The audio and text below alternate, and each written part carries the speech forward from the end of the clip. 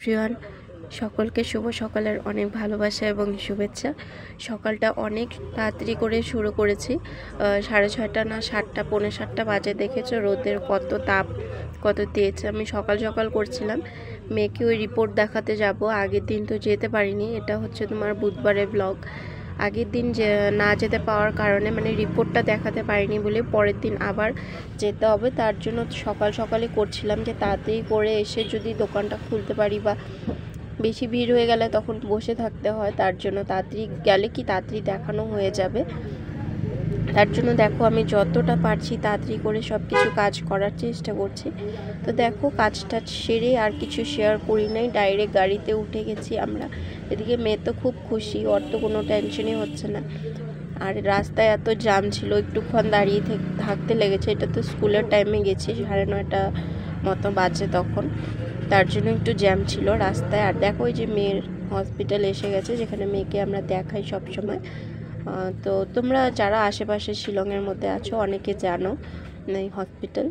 তো আমি আর ভিতরেরটা তোমাদের শেয়ার করিনি, কারণ অনেক প্রাইভেসির কথা আছে তার জন্য। তারপর দেখো প্রেসক্রিপশান দিয়ে দিয়েছে, ওষুধটা কিনে নিলাম, খুব একটা দেয়নি। তারপরে একটু খেয়ে নিলাম, সকালে না খেয়ে এসেছিলাম। আর ঘরে কেউ তো এখন রান্না হবে না, মেয়েকে তো কিছু দিচ্ছি না, শুধু স্যুপ। আর আমরা দুইজনে একটু চাও খেয়ে নিলাম। তারপর দেখো গাড়ি করে ঘরে গেছি, একটু ফল টুকিটাকি কিনেছি মেয়ের জন্য, ফলটা বেশি করে খাওয়াতে বলেছে। আর ওইদিকে দেখো পতাকাটা কি সুন্দর উঠছিল, আর প্রচুর হাওয়া ছিল, তো ঠান্ডা ছিল, হাওয়া ছিল, তার জন্য খুব সুন্দর করে উঠছিল। আর রাস্তায় খুব একটা যাওয়ার সময় আমরা জ্যাম পাইনি, তার জন্য যাওয়ার সময় চট করে চলে গেছি। যেহেতু যখন আমরা হসপিটালে যাই মেয়েকে নিয়ে ডক্টর মানে রিপোর্টটা দেখাতে, তখন অনেকটা মানে জ্যাম ছিল, তার জন্য আর কি দেরি হয়ে গেছে যাওয়ার সময়। আসার সময় তাড়াতাড়ি এসেছি। আর দেখো এই ফলগুলি নিয়ে এসেছে।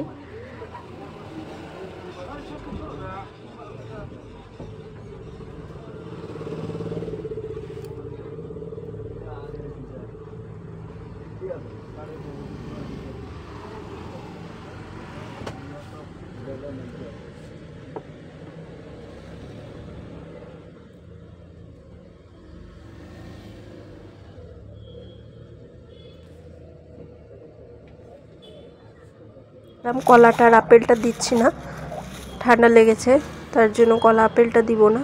খেজুরটাও গরম, এটাও খেতে পারবে। এটা ঠিক মেয়ে খাবে না, এটা মানে এখন কি খাবে, স্ট্রবেরি খাবে না কি খাবে? স্ট্রবেরি খাবে এখন। ঠিক আছে, ডক্টর কিন্তু না বলছে হ্যাঁ তোমাকে খাইতে এখন কিছু বাইরের খাইতে, চিপস, চকলেট, চানা, আইসক্রিম এইসব খাবে, ফল খাবে, ফ্রুটস খাবে। হ্যাঁ, পরে দেখো মেয়েকে ধুয়ে দিলাম, স্ট্রবেরি ধুয়ে দিলাম, ধুয়ে তোমার 2-3টা কেটে দিলাম মাঝখান দিয়ে। সত্যি বলতে যেরকম মিষ্টি বলে ওরা, আমি খুব একটা মিষ্টি পাইনি, একটু একটু মিষ্টি ছিল, না থাকা নয়, একটু টকটকও ভাব ছিল। তো মেয়েকে পুরোটা তো দিইনি, মাঝখান দিয়ে কেটে কেটে দিয়েছি, আর ঘরের সবার জন্য আবার দিলাম। তো পুরো একবারে তো খেতে পারবে না, ওই জন্য ভালো করে আগে ধুয়ে নিলাম। আর দেখতে কি ভালো লাগছিল, দেখো কি সুন্দর লাগছিল, ঝিকঝিক করছিল। এগুলি এখন ফল মানে এগুলি আধুনিক, এখন নতুনত্ব বেরিয়েছে, আগে তো আমরা এইসব খুব একটা পাইনি। ওই আম, কলা, দুধ, আপেল, আঙ্গুর এগুলি খেয়ে বড় হয়েছে। আর এদিকে রান্না দিদি এখনও কিচ্ছু হয়নি, শুধু ভাতটা হয়েছে। আর দেখো ডাল হয়েছে, ভাত আর ডাল করেছে, ডিম সিদ্ধ মেয়ের জন্য করে রেখেছে।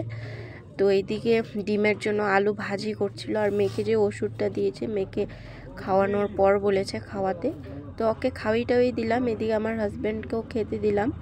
তারপরে এটা হলো ডাইরেক্ট সন্ধ্যার সময় একটা ভিডিও, আর মাঝখানে কোনো শ্যুট করিনি, দোকান চলে গেছিলাম, আর কোনো শ্যুট করা হয়নি। দোকান থেকে এসে দেখেছো আমার বিছনার অবস্থা, এই 2 দিনে হসপিটালে পড়ে গেছি, সেই সব ধোয়া কাপড়, তারপর এমনি ধুয়ে দিয়েছি সেই সব কাপড়, এগুলি সব এখন ভাঁজ করলাম। এদিকে মেয়ে তো খেলছে বসে বসে। তারপর আমি রাত্রে আর বেশি কিছু খেতে ইচ্ছে করছিল না। দেখো এটা শুকনো লঙ্কা একটু পোড়া দিয়ে, আলুটা সিদ্ধ করে, ধনেপাতা, লবণ দিয়ে, একটু কাঁচা লঙ্কা দিয়ে মেখে নিয়েছি। পেঁয়াজ আর দিইনি, পেঁয়াজ ছাড়াই করেছি।